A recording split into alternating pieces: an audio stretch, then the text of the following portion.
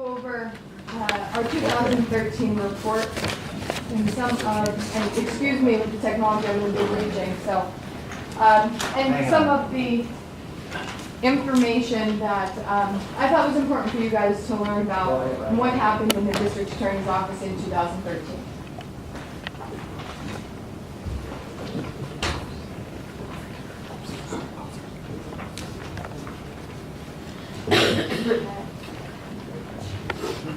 So if you look at the slide, new cases opened and cases disposed of in 2013. We saw 4,444 new cases that came in to our office. That was from CPCMS stats.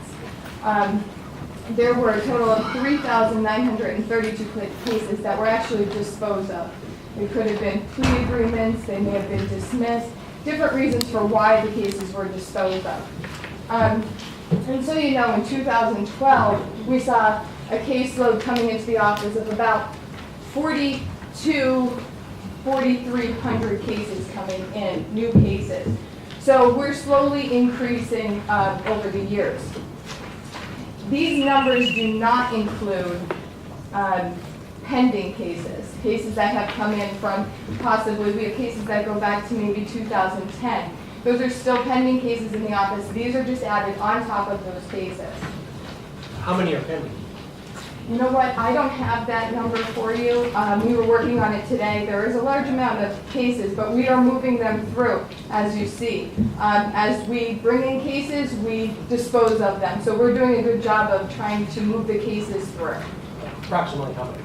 I would say approximately maybe 1,000 to 2,000, something 1,000 to 1,500 possibly.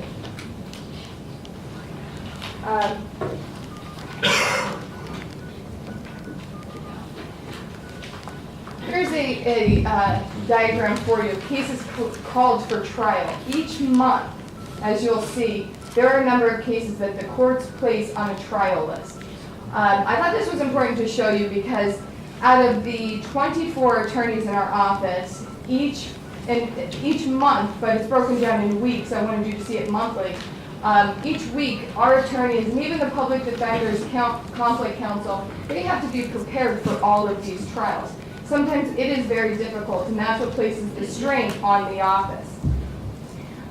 We've had instances where 1 week an ADA may come to me and say, I had to be prepared for 7 cases in front of multiple judges. It's become an issue, and we are trying to work on it with the public defender's office and the courts, and actually the county manager has stepped up to help and see what can be done, because it places a strain on everyone when you have that many cases coming through the courtrooms. It's not just the lawyers.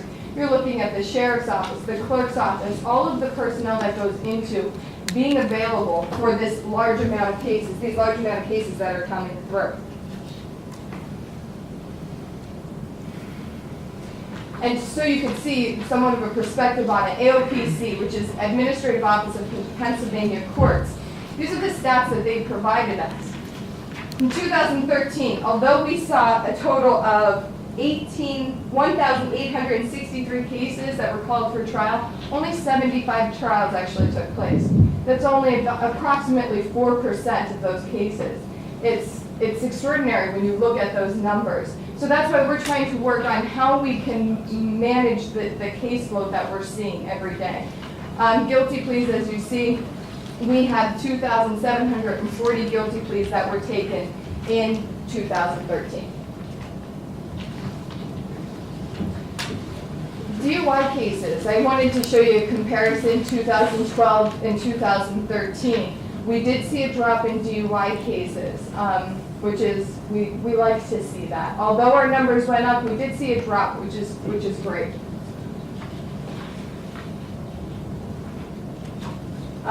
And then accelerated rehabilitative disposition. I'm sure everybody knows what ARDs are. I wanted to show you break it down for the past couple years. I got into office in 2012. In 2011, I wanted to show you the cases that actually were accepted into the ARD program. When I got into office in 2012, I decided to increase the charges that would be permitted into the program that were allowable by the statute. That increased it to 659 in 2012. We saw such a large amount because of the increase in charges. Lawyers were jumping on board and filing a reconsideration. So we saw a good amount of ARD applications coming through. But we're still seeing a lot, which is good. We're sending them these cases through an alternative program that doesn't have to sort of go into the court system and sort of add to the strain on the court system. And it also brings revenue into the county.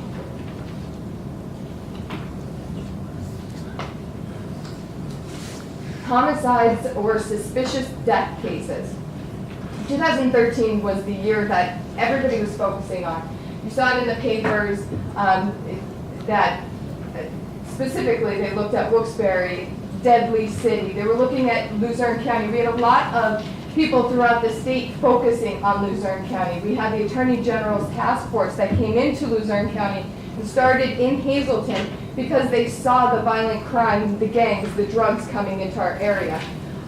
I wanted to point out the number of investigations. This was just homicide and suspicious death cases. These cases take a large amount of resources, and you have to dedicate a lot of time and manpower to these cases. 21 is the highest that we've seen in a very, very long time. And so just with this statistic alone, you see how the office, how the police departments or detectives, how they are really being faced with a lot of issues with the cuts in across the board in law enforcement. We have to step up and make sure that we're doing our best on all of these investigations.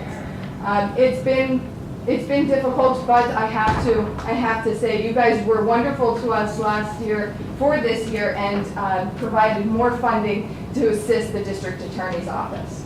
What does GSW stand for? Oh, I'm so sorry. Gunshot wounds. I'm thinking everybody understands. I'm so sorry. Gunshot wounds, drowning, and assaults.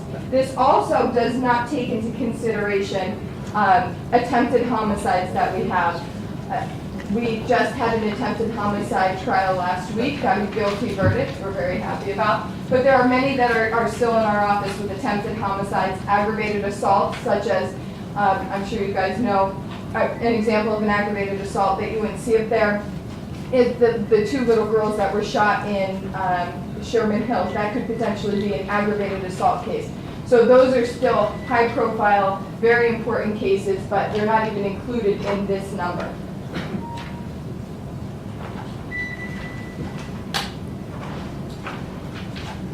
Responding to what we were seeing, as I discussed, confronting an epidemic, we decided in the district attorney's office, I decided that we had to do something. We had to become more proactive in this fight against crime and the criminals. So I formed the ATAC unit, Advanced Tactical Anti-Crime Unit. This unit consists of the agencies that are members of this unit are the detectives, the Luzerne County Detectives, Wilkes-Barre City Police Department, State Police, U.S. Attorney's Office, the FBI, U.S. Marshal Service, DEA, Drug Enforcement Association, Luzerne County Sheriff's Office, and the Liquor Control Enforcement. What we did was we sat down at a table and we all came up with ideas of how we can approach the crime in our area and how we can be more proactive. How can we stop what we're seeing? The 29 homicide suspicious deaths that we're investigating and all this manpower and resources going into these investigations. So we decided that the best thing was let's all get together. Let's dedicate resources and slowly hit the streets. Show more of a presence on our streets. And it has been successful. This was started at the end of 2013. And we have seen it's been very successful. We have made many arrests. We've actually been able to get a lot of good information on the homicides that are still outstanding, and not been charged on. So that's been going very well.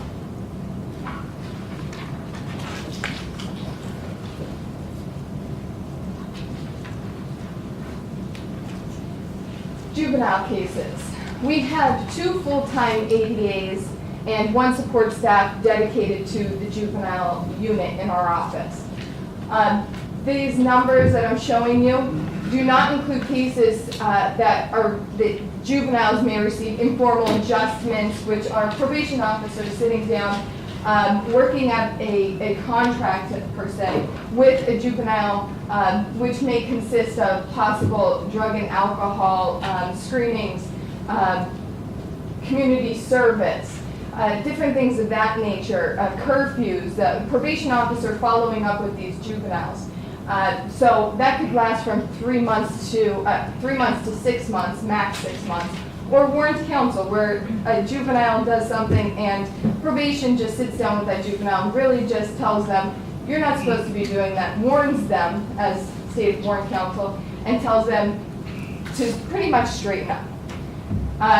Those cases do not go in front of a judge, so we did not want to include those in the numbers. However, I would add approximately 100 to 150 that may go on top of that juveniles received informal adjustments or warrant counsel. The Youth Aid Panel. I hope all of you guys know what the Youth Aid Panel is.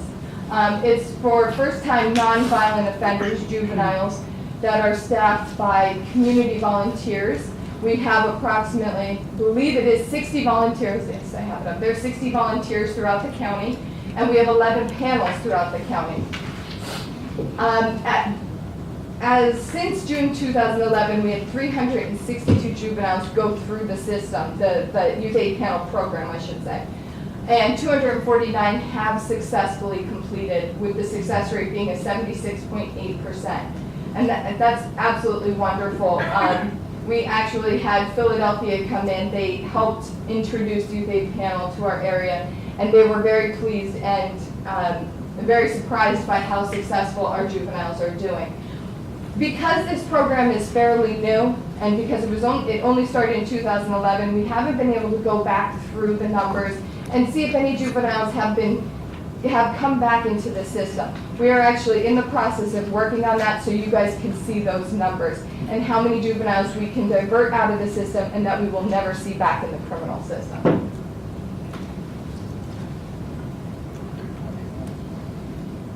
I thought this was important to note because we get a lot of bad press with Luzerne County. We all know about the scandal, and this is why I wanted you guys to see this. Based on, I just received it a month ago from the Juvenile Court Judges Commission, JCJC, that's what it stands for. We are considered one of the leaders in the state for not placing juveniles in formal detention.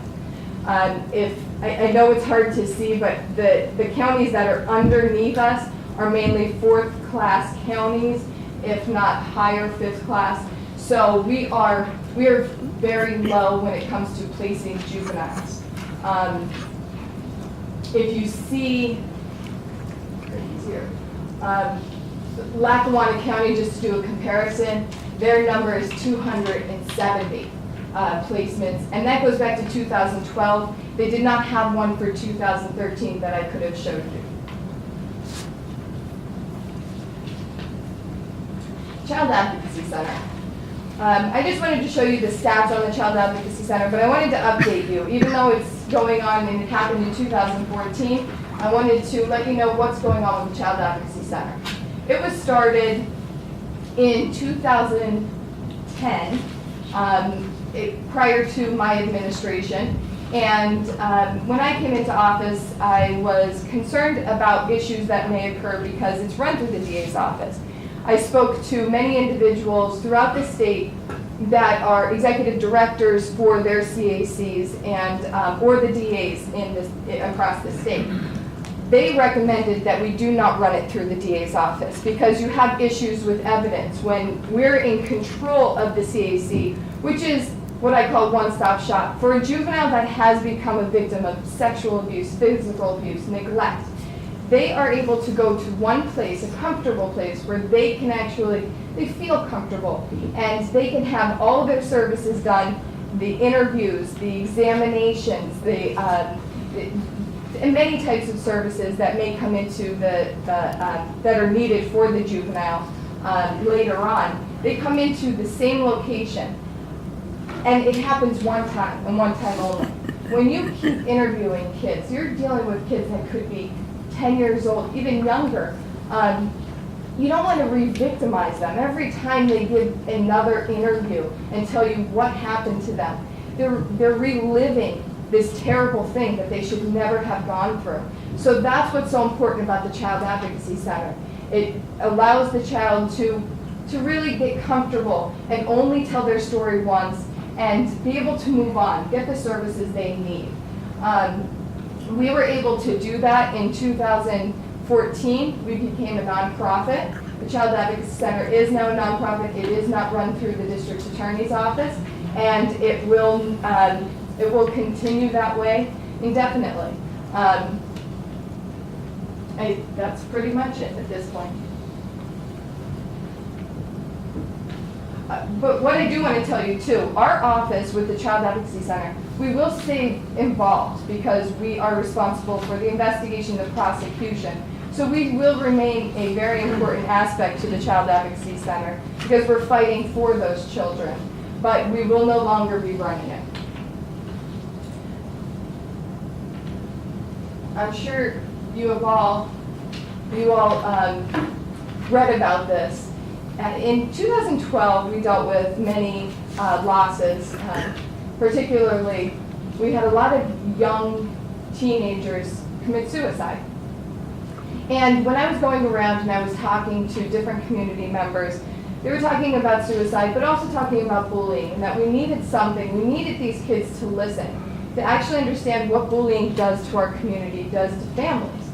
So I was able to get in touch with John Halligan. He's a well-known speaker. He lost his child to bullying, and his child ended up committing suicide. And I spoke to him for a while. He actually was on Oprah. Everybody knows Oprah. So he was on Oprah, and he became this well-known speaker, sort of a motivational speaker to kids. And when I was able to talk to him, he was thrilled to actually come into our area. I asked if he would be willing to present to all of the school districts and all of the schools, specifically the high schools in Luzerne County. He said it was never done before and he would be thrilled. He was able to hit all of these school districts that I provided you, and still to this day, I receive letters and he sends me emails telling me he still receives responses from students from all over these school districts saying how much of an impact that had on them.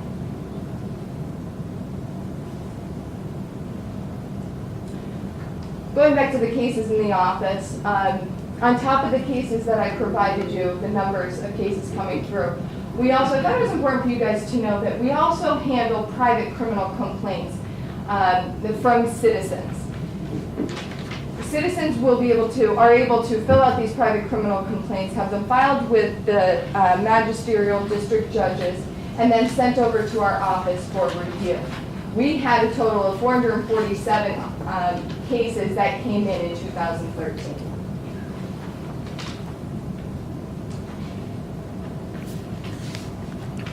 Appeals and Post-Conviction Relief Act. We are seeing a lot of appeals coming through the office. We have 2 assistant district attorneys working on them.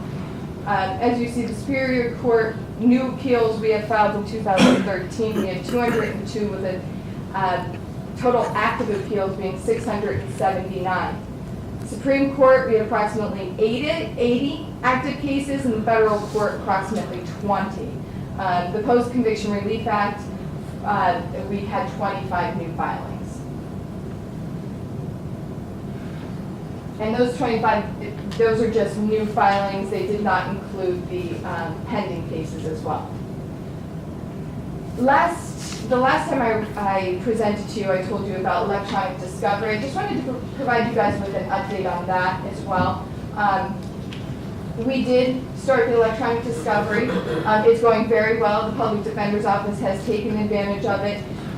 What that means is when a request for discovery is submitted to our office, We have a form that the attorneys are able to fill out, and they can provide us their email address. And instead of us wasting thousands of pieces of paper, we're able to scan the documents in and email it straight to the attorney.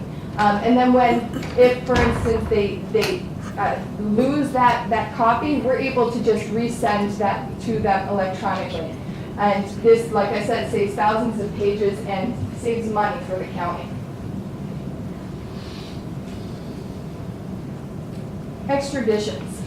We had 96 extraditions in 2013. And what this is, and I'll give you an example of it. We just had a recent case where in Wilkes-Barre, we had an individual who ended up being shot in the face. And the two suspects ended up fleeing the county. They were recently picked up in New Jersey by the New Jersey State Police, and they are sitting in Camden Jail. They are waiting for the extradition, the formal proceeding, the extradition, to be brought back to our county to be held accountable for their actions. So we go through a formal process, filling out paperwork, sending it to the area where these individuals may be at, and bring them back to our area to hold them accountable.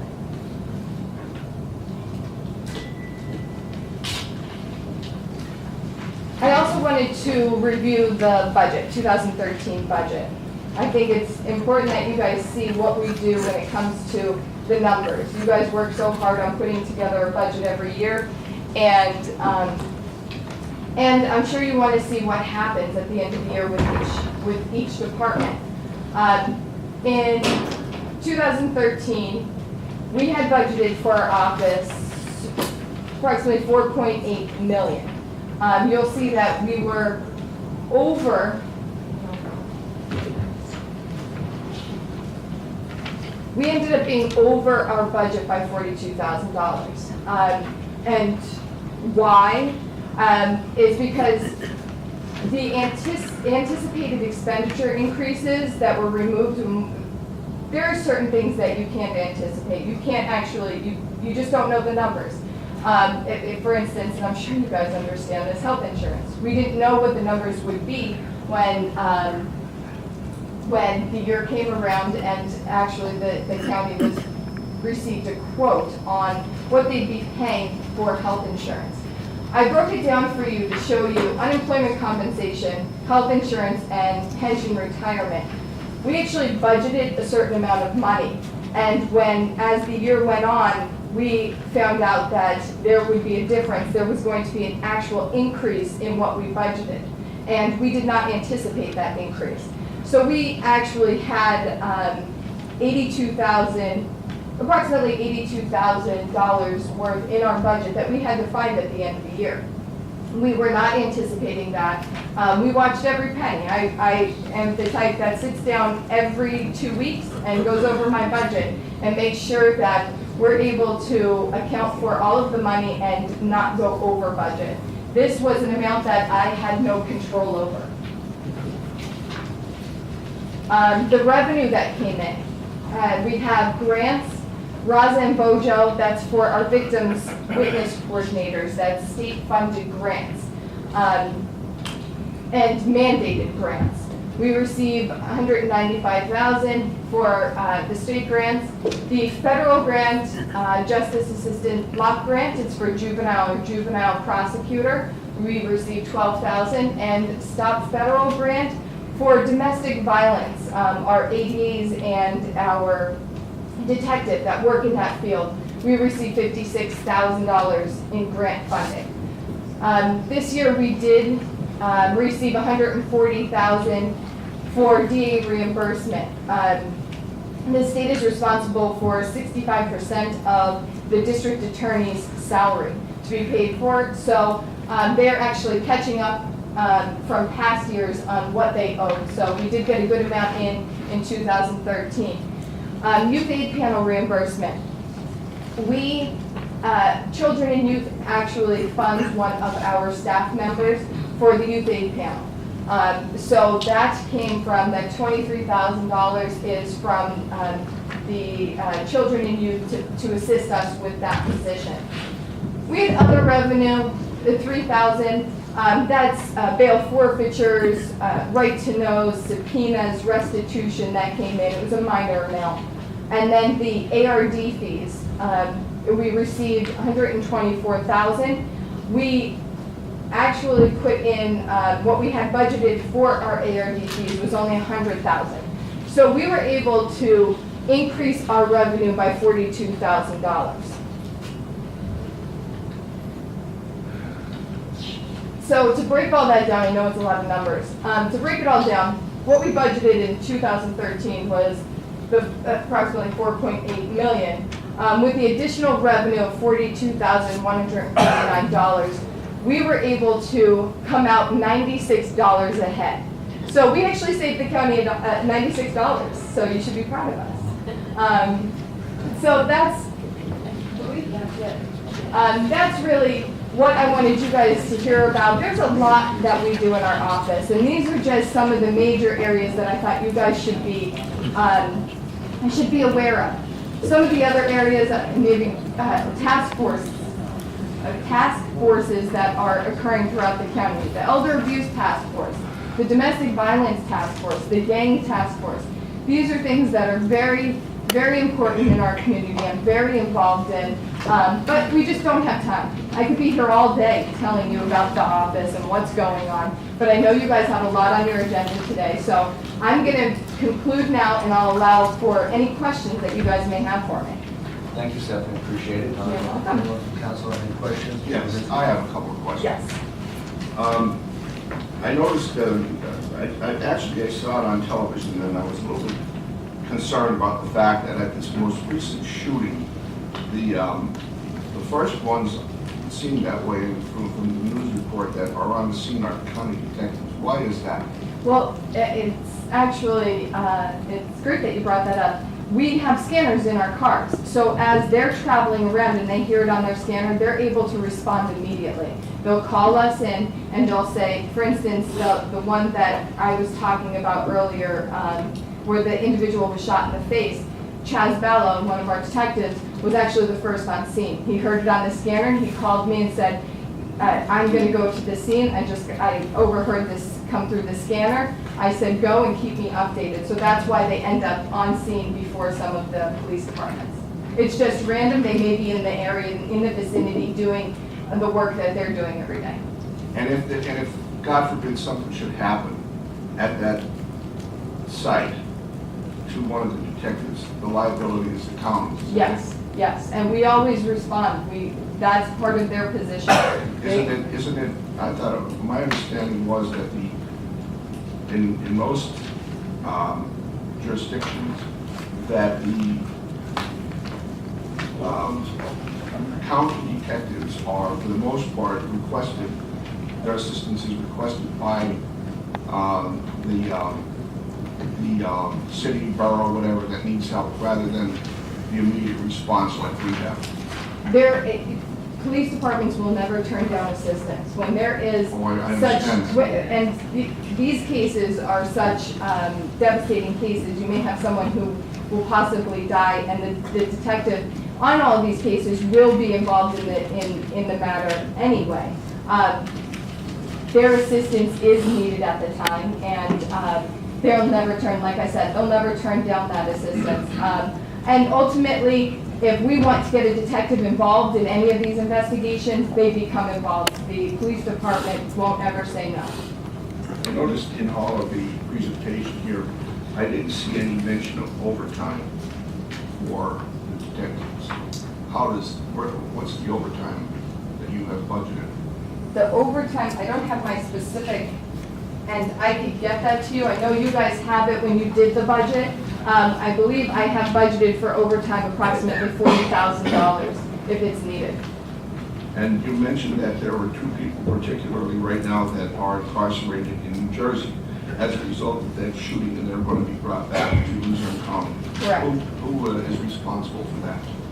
It depends on the situation. At this point, Wilkes-Barre will go and pick up those 2 individuals. We will do the paperwork, we will make sure everything is done, and then they will bring them back here.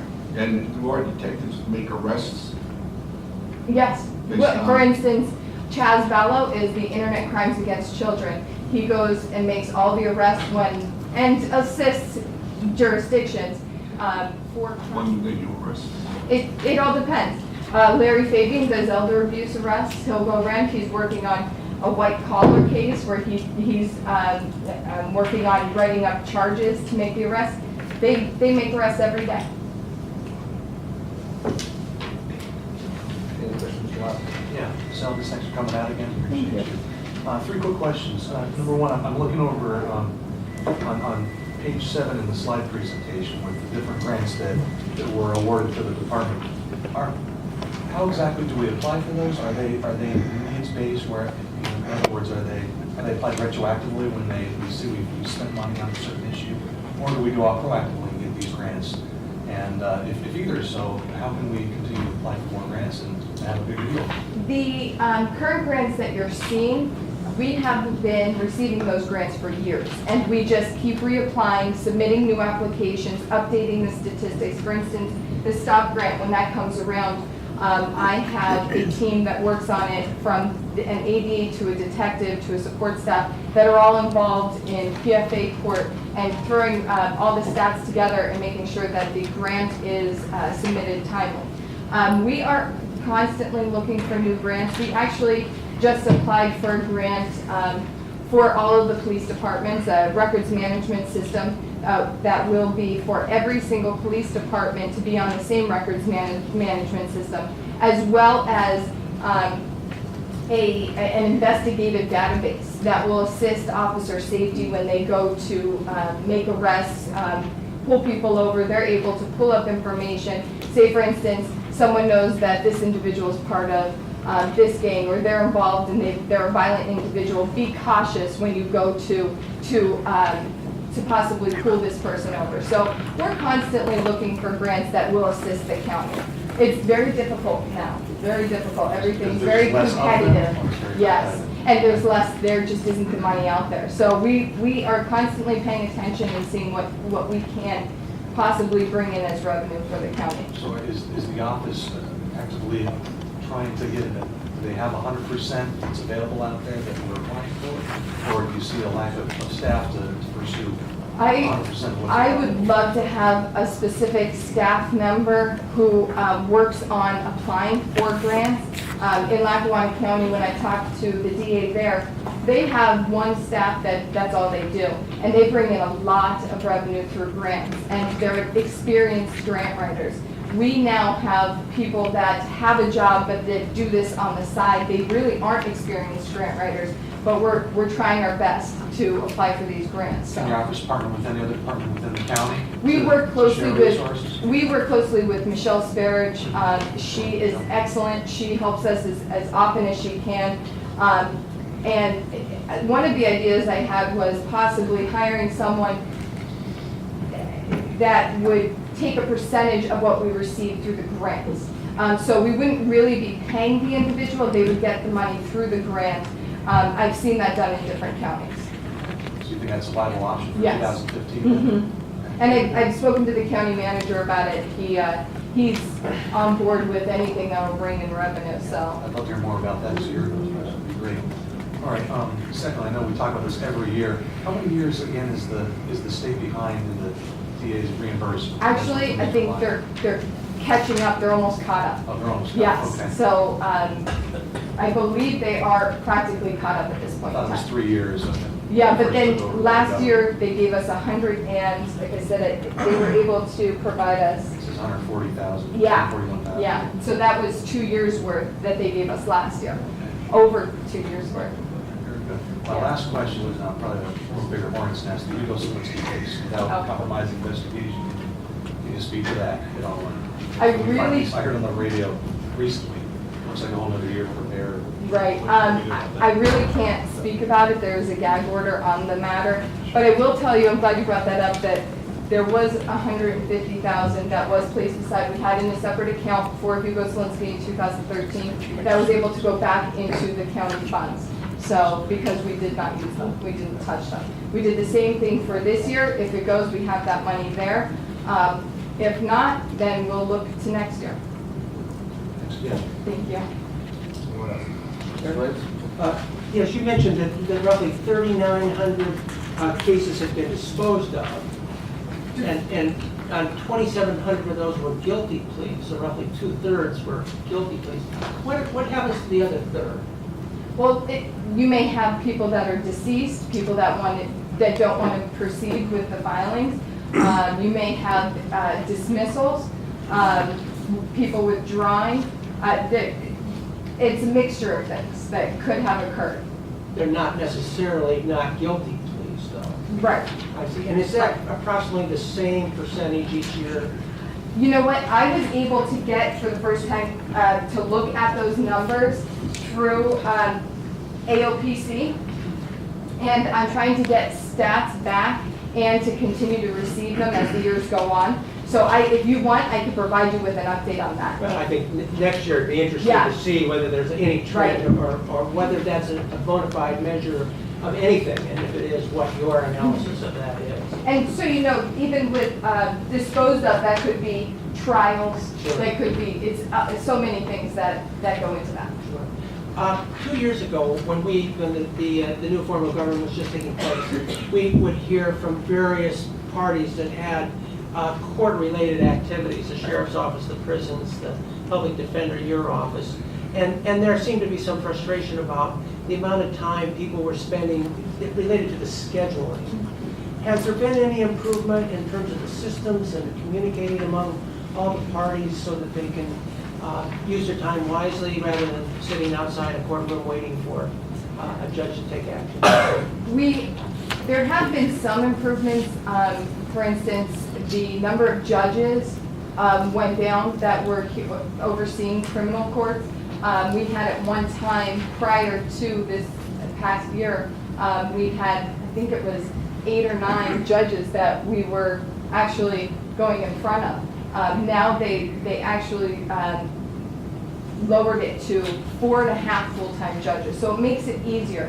But we are, and that's why I wanted you to see the numbers, we are still seeing a lot of cases coming through, a large amount of cases being placed on trial lists, schedules that are conflicting, and we are working on that. We're still working on it. Public Defender's Office, myself, we have been in constant communication to try to see what we can do and talk to the courts about it and see if they'll assist us in any way. Are you aware of software or systems that protect the appropriate provide the firewalls among all the people that need those firewalls, but yet allow for communication not only of scheduling but transfer of documents so that it is efficient? Is that a possibility, or is that a pie in the sky idea? There are. We're looking at trying to get everybody on. Here's an example on CPCMS. A lot of the county people that are in the system aren't accessing it or using it because they don't really know how to, or they don't know that they have access to it. Like, for instance, I am in the process of having my entire office trained on using it. And you're able to see the court documents and view everything. It makes your job a little easier. So we're going through different processes such as that. But I know that Mike Shikoski, the court administrator, was looking into different ideas that could be brought into Luzerne County to help. I just don't know about them. Do you have professional relationships with other district attorneys' offices that are using that system? And do you have the kinds of conversations that help you understand whether it is a benefit or the training is worth it? I do. One of the things that I have planned within the next couple of weeks, I'm just trying to organize our schedules and make sure that we're able to do it. I'm going down to Montgomery County and Chester County and going to view their systems and see what it's like there and what we can do possibly if we can bring something to our area to help the system. So we're trying to get different ideas. Why reinvent the wheel? That's how I look at it. So I am reaching out, and I do have a meeting coming up within the next couple of weeks. Great, thanks for your thoughts. Thank Any you. other comments, questions? Okay, Stephanie, thank you very much. Thank Appreciate you. your time. Oh, and I know that you asked me last time for actual statistics on each jurisdiction. This is how much comes back to me on what actually goes on in each jurisdiction. If anybody would like a copy of it, I'd be willing to scan it and send it to Brittany, and then you guys can all see what's going on in all the jurisdictions and what charges are being filed. What's the jurisdiction? Oh, I'm sorry. Jurisdiction is, say, Wilkes-Barre City, Manico, Hazleton.